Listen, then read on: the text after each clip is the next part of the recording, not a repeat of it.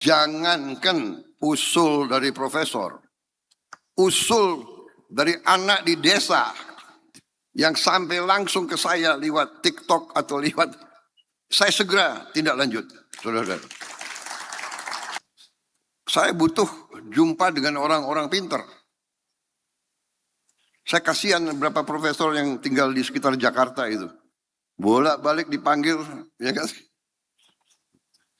Saya dengar mereka itu tiap 2 jam buka handphone. Yang di Bandung pun tidak ada alasan, karena sekarang ada Wush. Dipanggil ya 45 menit bisa di Jakarta kan gitu.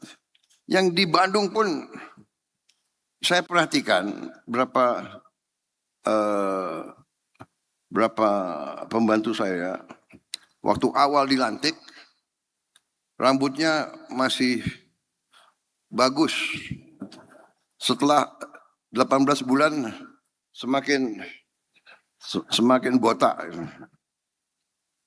Aku perhatikan Pak Brian, banyak itu rambutnya sudah makin ke atas. Banyak profesor ini memang. Jadi saudara, inilah yang kita inginkan ya, kita berada di satu kapal besar yang namanya NKRI. Saya kemarin sampaikan kita berbeda pandangan, tidak ada masalah. Universitas adalah tempat di mana gagasan-gagasan adu gagasan, adu pandangan, adu filosofi, adu inovasi. Di situ disebut bahwa kampus punya academic freedom. Academic freedom, kebebasan akademis, bukan kebebasan yang lain-lain. Apalagi kampus menjadi tempat pemikiran atau tempat katakanlah pertentangan. Biarlah kampus aktif menggeluti sains dan teknologi untuk memberi manfaat kepada rakyat yang membiayai kampus-kampus itu, yang membiayai semua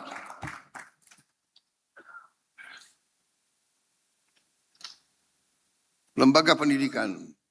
Swasta berperan sangat penting, tapi swasta pun menikmati uang rakyat dari subsidi listrik, subsidi BBM, dengan segala upaya yang kita lakukan. Jadi saudara, ini adalah bernegara.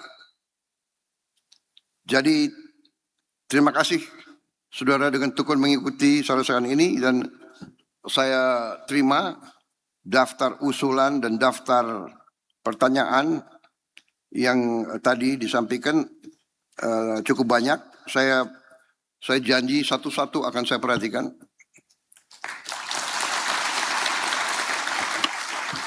Saudara-saudara, jangankan usul dari profesor, usul dari anak di desa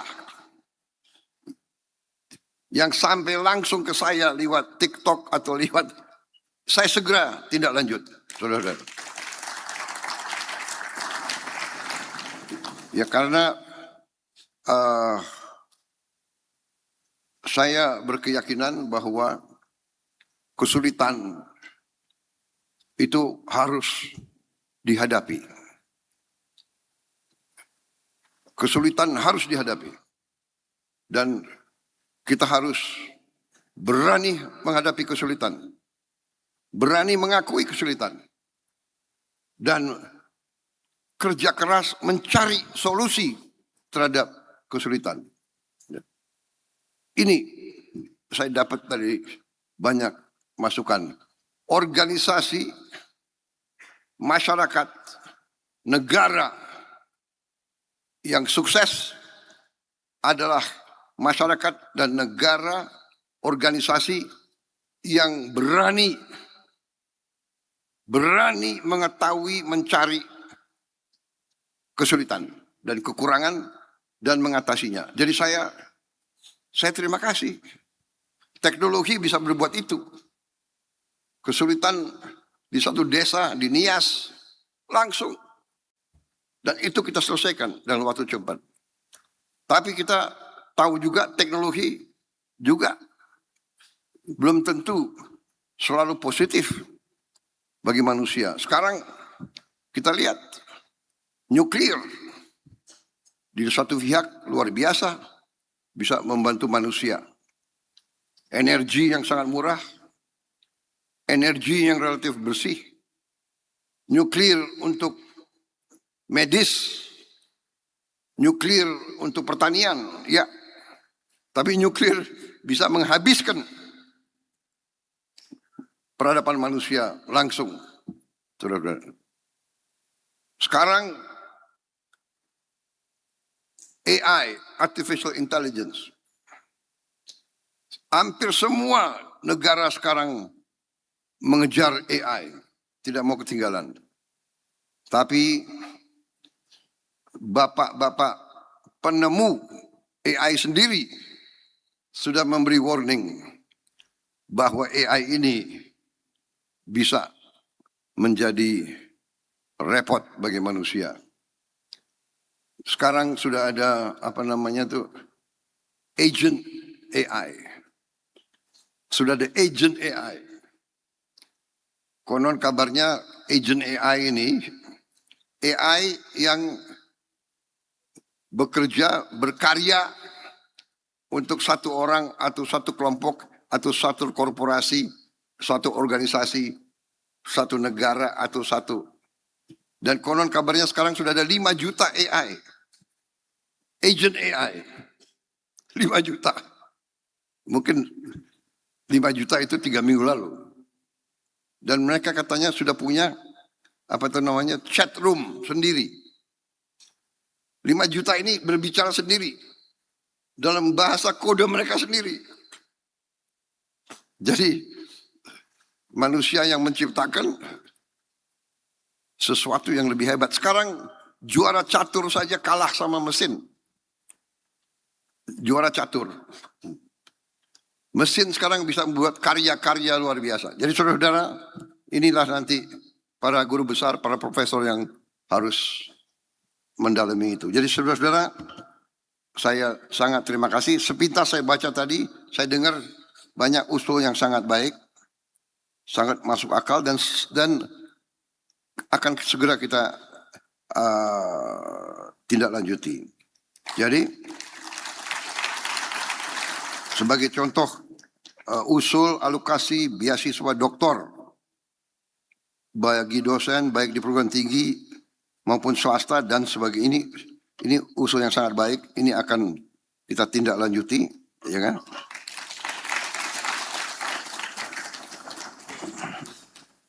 Tadi juga usul sektor industri, biaya riset diusulkan agar tiap BUMN mengalokasikan sebagian laba mereka untuk riset dan untuk riset, ya, inovasi. Ini bagus usul. Masalahnya BUMN ini ada labanya enggak? Sekarang mulai ada. Terima kasih. Danantara mana? Ya. Terima kasih. Nah, itu kan sudah mulai botak terus itu. Terima kasih. Satu tahun ini sudah mulai ada laba. Ya. Masalahnya kemarin ini BUMN ini ya kita sudah tahulah, ya. Sudah lama jadi orang Indonesia, saudara sudah mengerti. Ini sedang kita bersihkan, sedang kita tertibkan. Dari 1.000 lebih BUMN, sekarang kita sudah tutup lebih dari 200. Lebih dari 200. Nantinya kita akan bikin tinggal 300 lah. Ya. Bagaimana Pak Oscar Doni? Ujungnya kita bisa berapa BUMN? Ujungnya nanti 250. Bayangkan. Lebih dari 750 kita tutup. 750 dirut. 750 direksi. Kali 4 atau kali 5. 750 komisaris. Kali 10. Overheadnya kayak apa? Gajinya kayak apa? Saudara-saudara, ini uang rakyat semua. Perusahaan tidak untung, hanya bayar overhead. Saudara-saudara sekalian, kita mau sekarang rasional, efisien. Dan ini kita buktikan. Dan ini kita lakukan. Saya minta dalam tahun ini harus selesai. Ya. Jadi dalam 2 tahun kita akan bikin BUMN-BUMN lebih efisien, lebih transparan, lebih bekerja untuk rakyat. Saudara-saudara, jadi banyak sekali usul yang saya lihat sangat positif, ya. Tadi dari Bengkulu juga strategi bagaimana dari pengolahan bahan baku menuju penciptaan produk akhir. Saya kira ini yang kita cita-citakan. Tapi harus melalui proses itu dulu. Untuk proses pertama saja, proses kita ingin pengolahan di Indonesia, itu membutuhkan suatu usaha yang sangat besar. Tapi insya Allah kita akan menuju ke situ.